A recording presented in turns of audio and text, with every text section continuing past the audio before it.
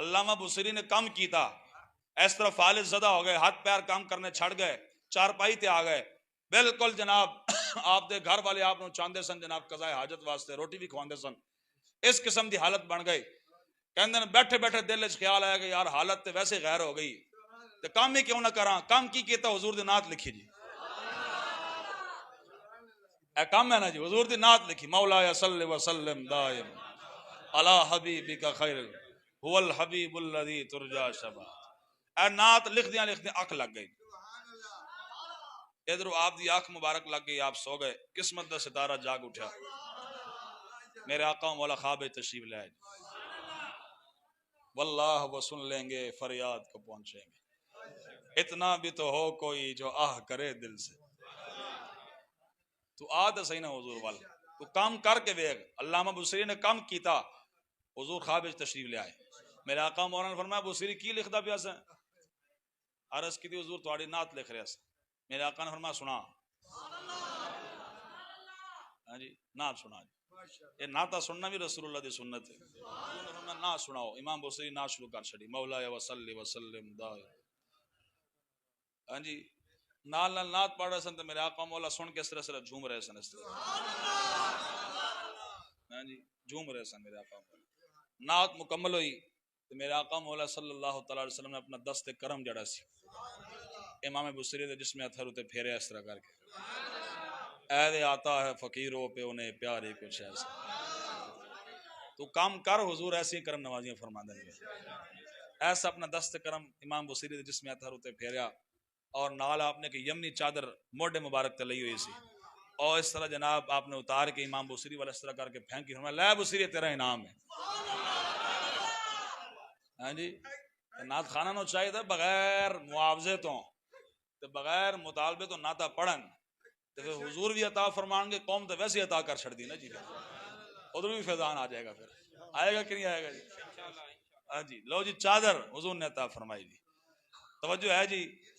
امام بصری فرماندن میں اتنی دیر حضور تشریف لے گئے، میری آنکھ کھل گئی، میں اٹھ کے بیٹھ گیا، ہاتھ پیر کام کرنے جناب شروع ہو گئے، چلنا پھرنا میں شروع ہو گیا، اور جناب رسول اللہ نے اپنا دست کرم پھیرے، سندھی برکات دا اظہار ہو گیا جی. تو میں خیال کیتا یار خواب وچ حضور نے چادر بھی عطا فرمائی سی، سرانے تے ویکھی تے چادر بھی پئی ہوئی تھی. اس نعت دا نام ہے قصیدہ بردہ. بردہ کہندے نے یمنی چادر نو، یعنی اے او قصیدہ ہے جنوں سن کے رسول اللہ نے چادر عطا فرمائی.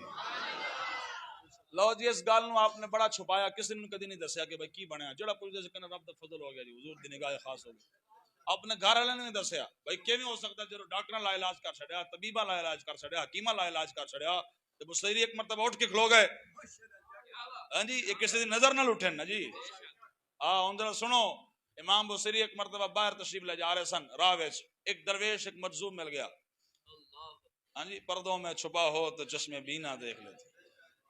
یہ جو مجذوب ہوندے نا انہاں دی لین کچھ اور ہی ہوندی. پردوں میں چھپا ہو تو چشم بینا دیکھ لیتی ہے، زمانے کی طبیعت کا تقاضا دیکھ، انوکھی وضع ہے سارے زمانے سے نرالے ہیں، الہی عاشق کون سی بستی کے رہنے والے. ہاں جی لوگ سمجھتے ہیں کہ ایک ہو جو جناب وال کھلڑے نے، جناب داڑھی دے کدی کنگا نہیں کیتا، کپڑے کدی دھوتے کو نہیں، چترے دے مربوس ہے، لوگ اس کو پاس میں حدیث چاندہ نا. میرے آقا مولا صلی اللہ علیہ وسلم فرماتے ہیں بسا اوقات ایسا بھی ہوتا ہے پراگندہ بالوں والے، یعنی بال بکھڑے ہوئے، کپڑے پھٹے ہوئے، مدفوع بالابواب، لوگ دروازوں سے جناب اس کو ٹھکرا دیتے ہیں، پاس بٹھانے کے لیے تیار بھی نہیں ہوتے. یہ لوگوں کے نزدیک اس کا مقام ہوتا ہے. حضور فرماتے رب دی آمد دا مقام ہے ہوندا لو اقسم علی اللہ لا برہ، جے وہ قسم چک لن نا کہ یا اللہ کل بارش ہونی چاہیے دیئے، اللہ بارش نازل فرما چھڑ دا جائے. وہ کسی چیز دی قسم چاہ دن نا کہ یا اللہ کل انج ہونا چاہیے دا، رب ویسے فرما چھڑ دا جائے.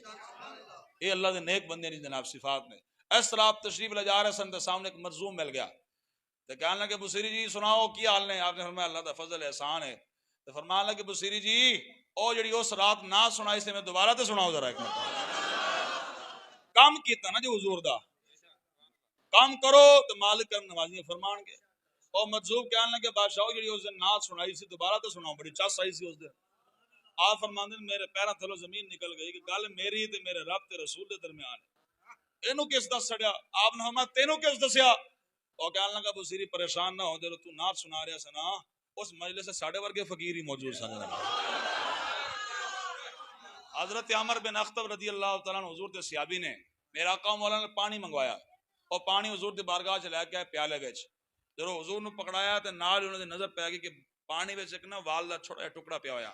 عرض کی حضور پانی پیالہ میں دوبارہ پکڑاؤ. پیالہ پکڑ کے وچوں وال دا ٹکڑا کڈیا. میرے آقا مولانا دی نگاہ مبارک پی گئی. اتنی کو گل ہے. واہ کیا جود و کرم ہے شہ مت.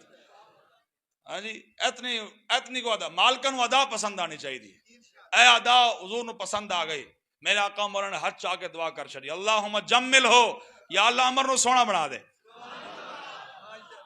تو کام کرنا کام کیتا نا مال کا کیسے کرنا فرمایا یا اللہ نو سونا بنا دے. حدیث دے راوی فرماندے میں 93 سال دی عمر ہے جتے میرا کوئی بزرگ بھی 93 سال دا نہیں بیٹھا ہونا الا ماشاءاللہ جڑے بیٹھے ساڈے سراں دے تاج.